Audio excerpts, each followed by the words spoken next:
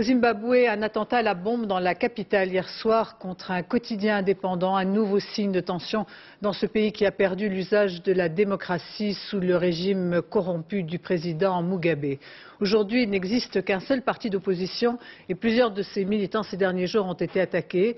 Ce mouvement pour le changement démocratique souhaite pour sa part conserver la présence des fermiers blancs dans ce pays qui a bien du mal à mettre en place la réforme agraire. Reportage de nos envoyés spéciaux Bernard Lebrun, Gilles Jacquier. Voici l'homme qui fait peur à Mugabe. Il s'appelle Morgan Tsvangirai et dirige le MDC, le mouvement pour le changement démocratique. Un parti mixte, noir et blanc.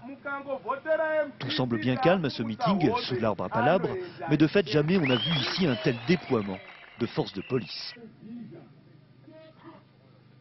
Pas un spectateur qui entre sans être fouillé. Et quand on demande pourquoi à l'officier présent, on se fait gentiment renvoyer. Allez voir au quartier général. Pas nécessaire, la réponse est à l'entrée du village. 2 militants du MDC ont brûlé vifs dans cette voiture. Ils sont morts le même jour que le premier fermier blanc. Un crime imputé aux vétérans, véritable homme de main du ZANU-PF, le parti de Mugabe. C'est un attentat contre l'opposition. Un attentat pour intimider les gens qui choisissent de voter pour nous. Ils veulent les intimider avec des attentats.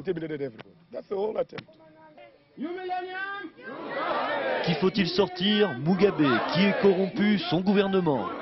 La terre au peuple, pas aux politiciens. Le slogan du MDC, qui accuse les ministres de s'approprier les terres. Après 20 ans au pouvoir, le MDC dénonce courageusement la corruption du régime.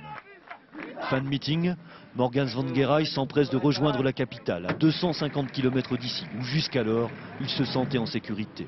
Jusqu'alors, car depuis cette nuit et pour la première fois, la violence a touché Harare, heureusement sans faire de victimes. Une grenade a été jetée dans ses vitrines, visant l'unique quotidien d'opposition proche du MDC. 95% ou 98% peut-être de la population est tout à fait contre cette violence, contre les invasions dans les fermes, contre les bombes, contre les membres des partis d'opposition et même les membres du parti au pouvoir, le ZANU-PF. Ils sont dégoûtés, la moitié d'entre eux.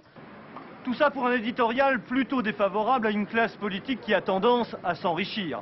À part cela, les nouvelles sont plutôt bonnes, depuis que l'on sait que l'Angleterre accepte de financer la réforme agraire, à condition qu'elle soit équitable.